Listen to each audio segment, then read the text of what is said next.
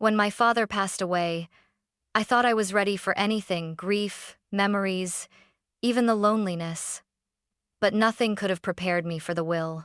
My sister, Claire, got everything. The mansion, the company, the money. And me?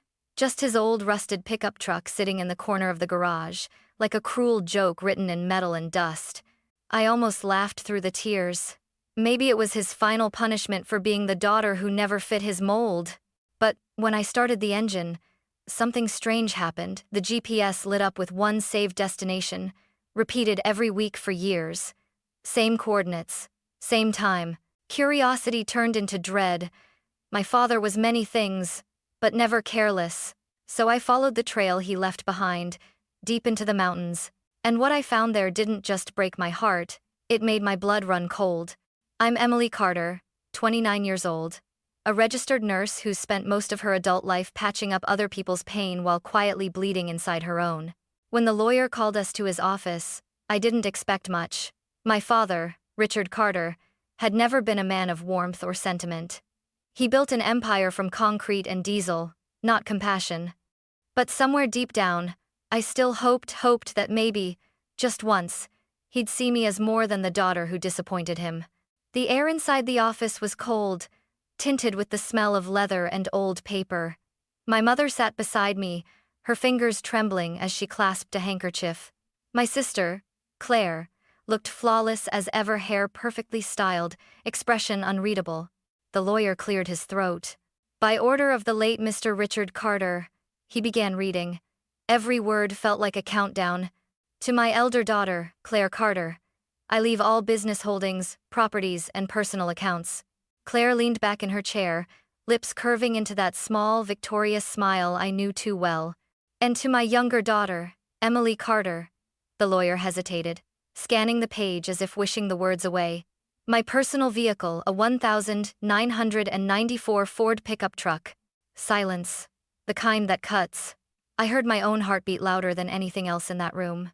Mom flinched, but said nothing. Claire turned to me with that sweet venom in her voice. Guess Dad knew where the real brains went, she said softly. I stared straight ahead, biting my tongue so hard it tasted like metal. When it ended, people began standing, shaking hands, offering condolences as if my humiliation were just part of the service. I walked out without saying a word. The afternoon sun burned too bright as I stepped into the parking lot. My reflection in the window looked like a stranger, someone smaller, quieter, invisible. That night, I drove to the house one last time. The mansion lights were on, laughter echoing faintly from inside. Claire was already celebrating. I went straight to the garage. The truck sat there, covered in a thin film of dust and oil, the smell of metal and age filling my lungs. Its blue paint had dulled to gray, the leather seats cracked and weary. Still, when I touched the steering wheel, something stirred an odd mix of anger and nostalgia. My father had taught me to drive in this truck, his hand on the wheel, his voice sharp but patient. Control the road, Emily. Never let it control you. Now, the same hands that once guided mine had chosen to leave me nothing but this relic. I turned the key. The engine coughed, sputtered, then roared to life. Dust swirled through the garage, and for the briefest moment, it felt like he was still there watching. Then the GPS screen blinked on, and everything began to change. The glow from the old GPS flickered across the dashboard, faint and blue against the cracked leather. I didn't even know these models could still hold data. But there it was, one saved destination, burned into the memory of the machine. Dear Haven, last route completed, 47 times. I frowned. Deer Haven? I'd never heard of it. I pressed the screen again. The map zoomed out, showing a snaking road leading deep into the mountains northwest of Denver. The trip log said he went there every Friday. Same hour, same route, for years. A chill ran through me.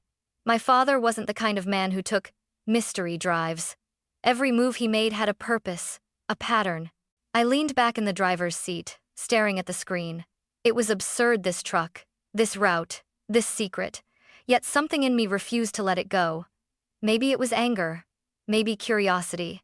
Maybe I just wanted to find one reason he'd thought I was worth remembering at all.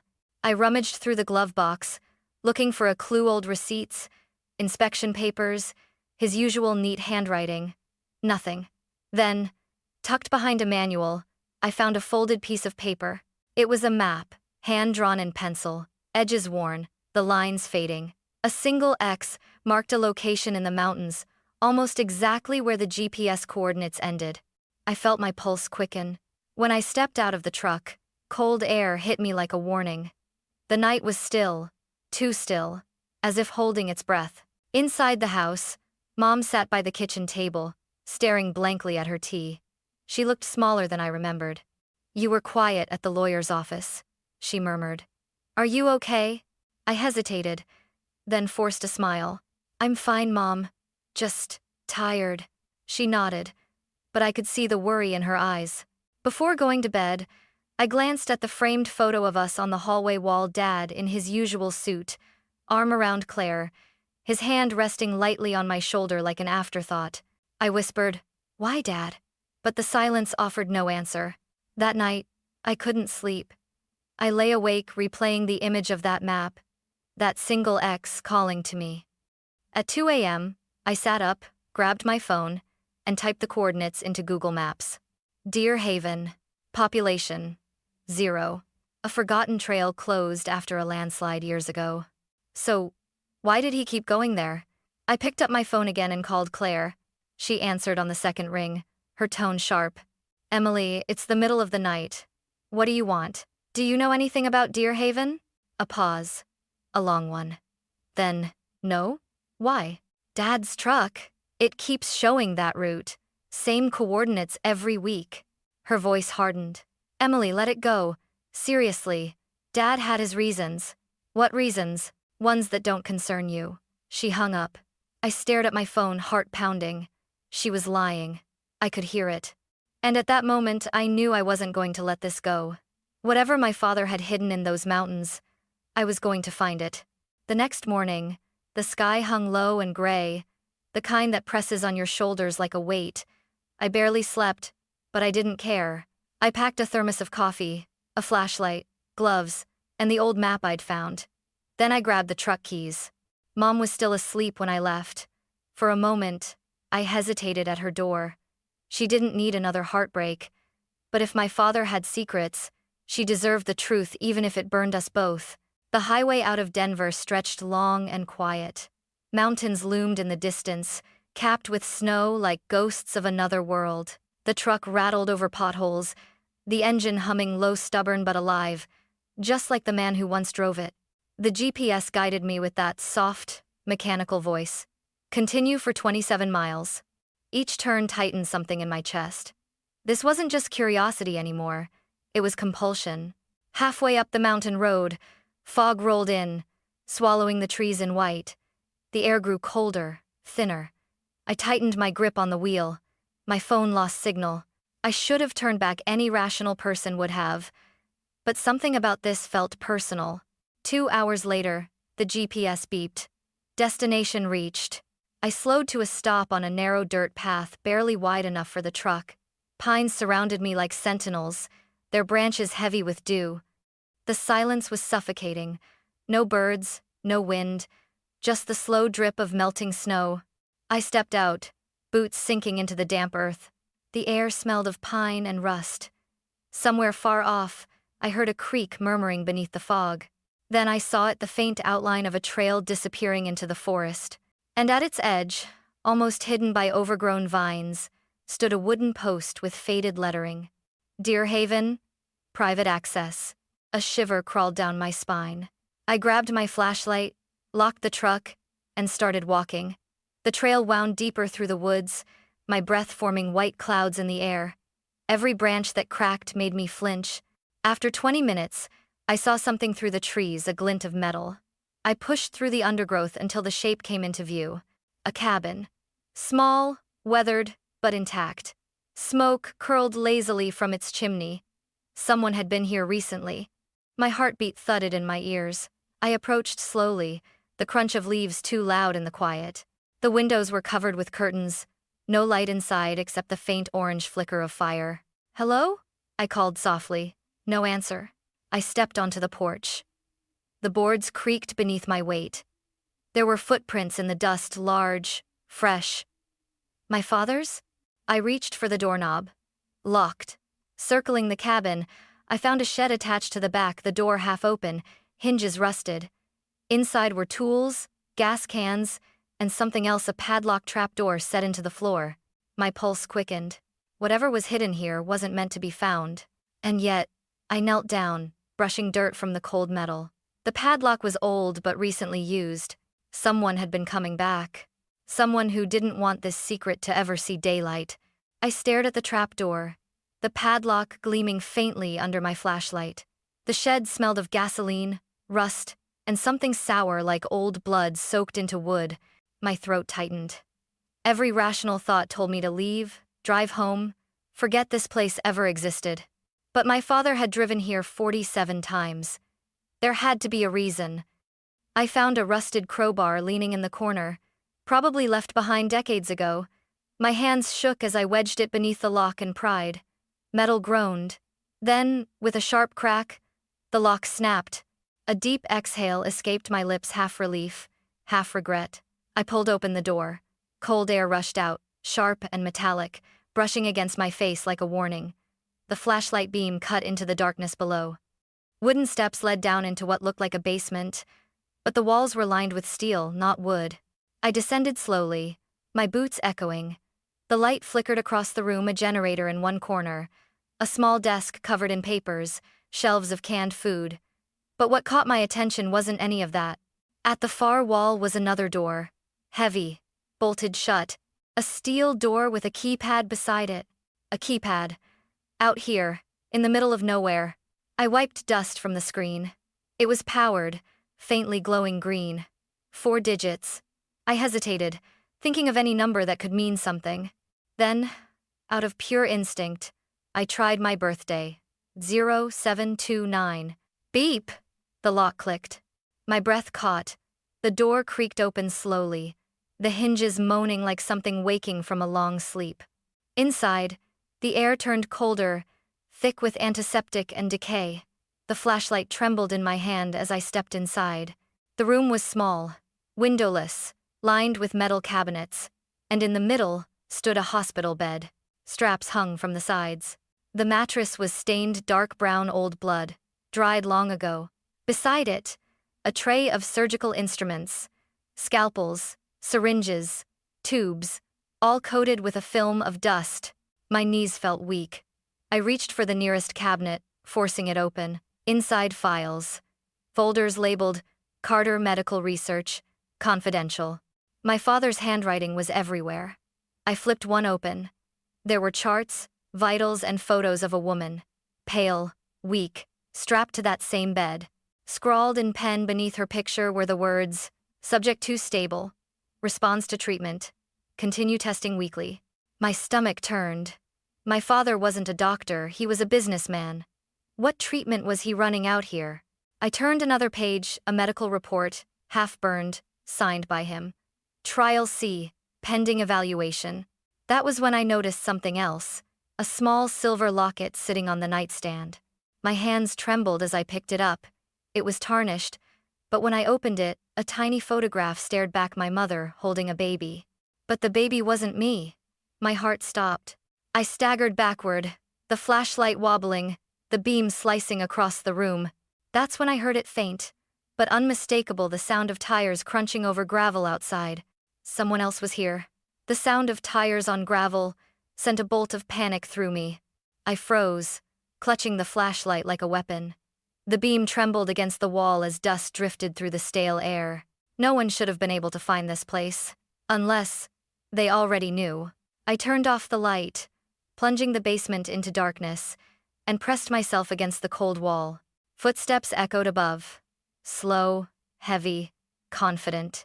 Then a familiar sound, the creak of the cabin door. "I told you to stay out of this." That voice, low, sharp, almost trembling with restrained fury, belonged to Claire. My stomach dropped. I stayed silent, barely daring to breathe as her footsteps crossed the floorboards overhead. She was talking to herself, or maybe to him, in memory. "You couldn't just leave things alone, could you, Dad? You always had to hide everything." The steps moved toward the shed. The door above me opened. I ducked behind the steel bed, heartbeat pounding in my ears. The wooden steps creaked. Then I saw her silhouetted by the faint light from the open door, hair tied back, jacket zipped tight. In her hand, she held a gun. "Emily," she said softly, her voice echoing down the stairwell. "If you're down there, you'd better come out. Now." I stayed silent. "Don't make me do this." Her tone cracked slightly, but her hand didn't. I could smell her perfume now, expensive, familiar, the same one she'd worn the day of the will reading. That memory twisted my gut. I stepped out slowly, raising my hands. "Claire, what are you doing here?" Her expression didn't change. "Cleaning up Dad's mess." Again. "What mess?" I demanded. "You knew about this, didn't you?" She sighed, lowering the gun just a fraction. "You wouldn't understand. He was trying to fix something that shouldn't have broken." "What are you talking about?" Claire's eyes glistened, anger, grief, and something close to fear. "The woman in those files, she wasn't some stranger, Emily. She was Mom's twin sister." The words hit me like a slap. "What?" "Dad tried to save her after she got sick. Experimental treatments. Illegal. He said he could bring her back." Her voice dropped. "When it failed, he buried it all here. The lab, the body, everything. And I helped him." I took a shaky step closer. "You helped him?" "He said it was for family," she said, her lips trembling. "For blood. But when he realized what he'd done, he couldn't live with it. That's why he left the truck to you." "Why me?" I whispered. "Because he knew I'd keep the secret," she said bitterly. "And you wouldn't."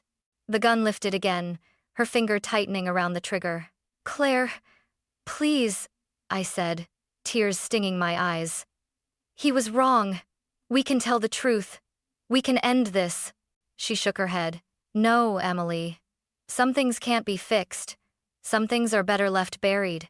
Behind her, the faint orange glow of the fire crackled in the cabin above she'd left the stove on. "Claire! The fire! Stay back!" Her voice broke into a scream. She backed toward the stairs, gun shaking, tears running down her cheeks. I reached out. "You don't have to do this." "Yes, I do," she cried. "I'm the only one left who understands him." Then she pulled the trigger. The sound exploded through the basement. The bullet hit the wall inches from my head, showering dust and sparks.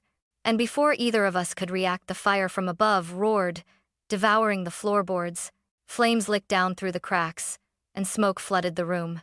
We both froze, realizing too late what was happening. The past, everything our father had built, everything he'd hidden, was burning its way toward us. Flames tore through the ceiling like a living thing, bright tongues licking the wood and dripping molten ash into the basement. Smoke rolled down the stairwell in thick, choking waves. Claire screamed, stumbling backward as part of the upper floor collapsed, scattering sparks across the metal walls. "You set it off!" she shouted, coughing. "You did this!" "No!" I yelled back, voice raw. "Claire, we have to get out!" I lunged toward her, but the gun still trembled in her grip. "Don't touch me," she gasped. "You always ruin everything." The heat hit like a wall. The metal door behind me glowed orange, the air turning too thin to breathe. I coughed hard, eyes watering, lungs burning. "Claire, listen to me," I shouted over the roar. "Dad's gone. Whatever he was hiding, it's over. Please, we can walk away from this." She hesitated, eyes darting between me and the stairwell. A ceiling beam groaned above us, splitting with a sound like thunder. "He wanted to save her, Emily." Claire's voice broke into a sob. "He wanted to fix what happened to Aunt Rose. He said if I helped him, he'd forgive me." "Forgive you for what?" She shook her head violently. "For being the one who gave her the wrong dosage. It was my fault she died." The confession hit harder than the heat. I took a step closer. "Claire, that wasn't your fault. You were 17. You didn't know." "He knew," she whispered, tears streaking through soot. "That's why he started the experiments. To bring her back. To make me atone." She looked up at me, gun lowering, face collapsing in grief. "And now you'll ruin it all." Suddenly, the ceiling beam above her cracked again. "Claire!" I screamed. It crashed down, not fully, but enough to send her sprawling. The gun skittered across the concrete. I rushed forward, grabbing her arm. The smoke was unbearable now, thick, black, full of sparks. "Come on," I shouted. "We have to go." She struggled weakly. "Leave me," she coughed. "You always get to live, Emily. Always." "Stop saying that," I cried, dragging her toward the stairs. "You're not dying here." She looked up at me, eyes glassy, face illuminated by the flickering firelight. Maybe I should. Maybe that's what he wanted. No. What he wanted died the moment he started lying to us. I tried to pull her up the steps, but the structure groaned. The staircase shuddered, half burned away. The beam above the steel bed collapsed, sending up a storm of embers. The fire was eating the oxygen now. Each breath burned my throat raw. I grabbed Claire's shoulders. "Please. I can't lose you too." For the briefest second, her expression softened, something fragile breaking through the madness. Then, behind us, a tank of gas in the corner hissed. The explosion was deafening. The shockwave threw me backward, slamming me against the wall. My ears rang, the world spinning in smoke and flame. Through the haze, I saw Claire lying near the steps, motionless. "Claire?" I coughed, crawling toward her, lungs screaming for air. But the fire had cut off the way out, a wall of flame roaring between us. I reached as far as I could, fingertips brushing hers for a second, before the heat forced me back. "I'm sorry," I screamed. "I'm so sorry." She didn't move. The last thing I saw before stumbling toward the outer hatch was her face calm, almost peaceful, as if she'd finally stopped fighting ghosts neither of us could save. I kicked open the trapdoor, bursting into the night as the cabin above erupted in a plume of fire and smoke. The cold mountain air hit me like ice.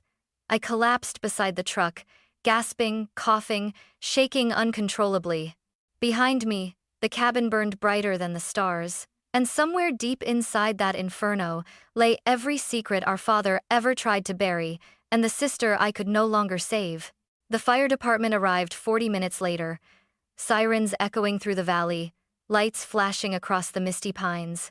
I sat on the gravel, wrapped in a blanket I barely felt, staring at the burning cabin as firefighters rushed past. Their voices blurred into static. "Structure's unstable. Watch the back wall. Anyone still inside?" And all I could do was shake my head. "My sister," I croaked. She was still down there. An officer knelt beside me, eyes grim beneath his helmet. "We'll do everything we can, ma'am. But it's not safe to go back in." I nodded numbly, clutching the blanket tighter. The night air bit at my skin, but nothing felt real. The mountain that had once looked peaceful now towered like a monument to everything I'd lost. My father's sins, Claire's guilt, my own helplessness. Hours passed before the fire died down enough for them to enter. When the chief returned, his face told me everything before his words did. "We found remains," he said quietly. "But it's impossible to confirm identities until the lab tests come back. I'm sorry." I didn't cry. There were no tears left. Just an empty ache, hollow and endless. By dawn, the site was sealed off with yellow tape.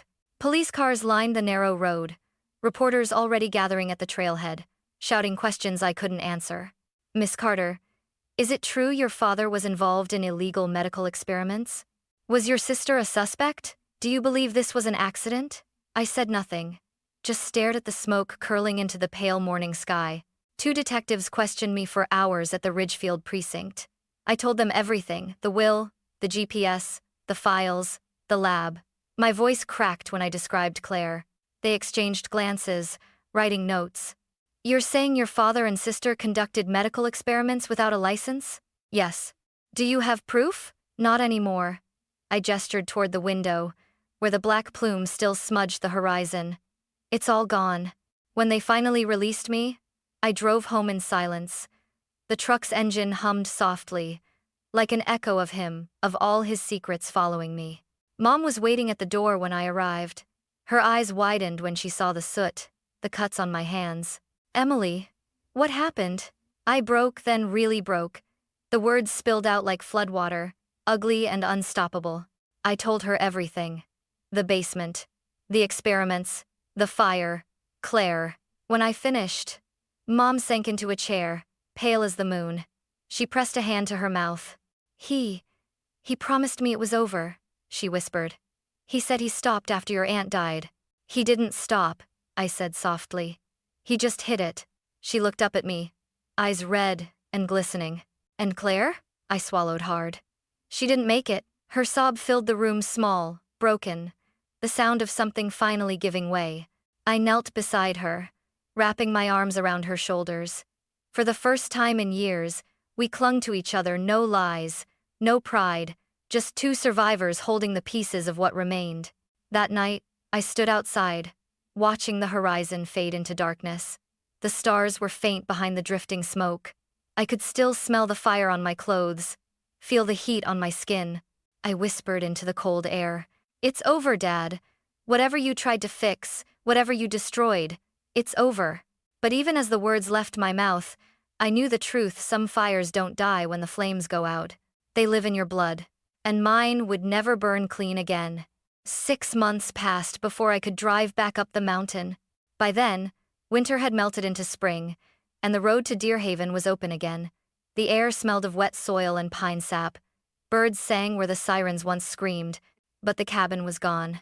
All that remained was a blackened patch of earth, a twisted heap of metal, and a single concrete foundation scarred by smoke. I parked the old truck a few yards away. It was still the same vehicle my father had left me, battered, loyal, and heavy with ghosts. When I turned off the ignition, the GPS screen flickered to life for just a second, as if waking from sleep. The last route glowed faintly on the screen. Deerhaven. I pressed delete. For the first time, it stayed blank. The wind whispered through the burned trees as I walked across the clearing.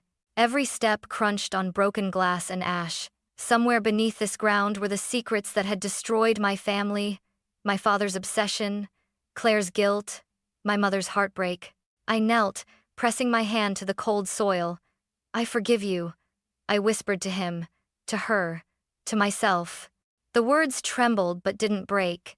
When I got back to Denver, Mom had started tending a small garden behind our rented house. She moved slower these days, but there was a peace in her face I hadn't seen in years. Sometimes, when I helped her plant new flowers, she'd glance at me and smile sadly. "You look more like your father every day," she'd say, and for the first time, it didn't hurt. I found work at a community health center, nothing fancy, just a small clinic where I could use my hands for something good again. I treated people who reminded me of us, the broken, the tired, the ones carrying invisible wounds. In their faces, I saw a reflection of what my family could have been if love had been louder than pride. Every night after work, I drove the old truck through the back roads outside the city. The hum of the engine was steady, now comforting. Once, I would have traded it for anything else my father owned. Now, it felt like the only honest thing he'd ever left me. One evening, as the sun dipped behind the mountains, I pulled over and sat on the hood, watching the horizon fade into amber and violet. The air was cool, the kind that carries both promise and memory. I took out the silver locket I'd rescued from the basement, the one with the picture of my mother and the baby that wasn't me. The metal had darkened, the hinge nearly rusted shut, but I still wore it. Not because of what it meant then, but because of what it means now, a reminder that bloodlines can twist, secrets can burn, but choice is what defines us. I whispered into the evening wind, "You lost your way, Dad." But I won't. The truck door creaked when I climbed back in. The engine sputtered, then caught, its low growl echoing across the valley. As I drove down the empty road, the headlights carved 2 thin lines of light through the darkness, a path forward. Some people inherit money, others inherit guilt. Me? I inherited a truck filled with ghosts, and the truth that nearly consumed us all. But the thing about the past is this: it can't chase you forever. Eventually, the road turns, and the fire fades behind you. That night, as Denver's city lights appeared in the distance, I felt something I hadn't felt since the reading of the will. Not anger, not fear, but calm. Real, quiet, calm. I reached across the seat and placed a hand on the cracked leather steering wheel, whispering softly, "It's just you and me now, old friend." The truck rumbled, steady and strong, carrying me home. And for the first time since my father's death, I realized maybe the inheritance he meant to leave me wasn't money, or property, or legacy. Maybe it was this road itself, the courage to follow it, wherever it leads.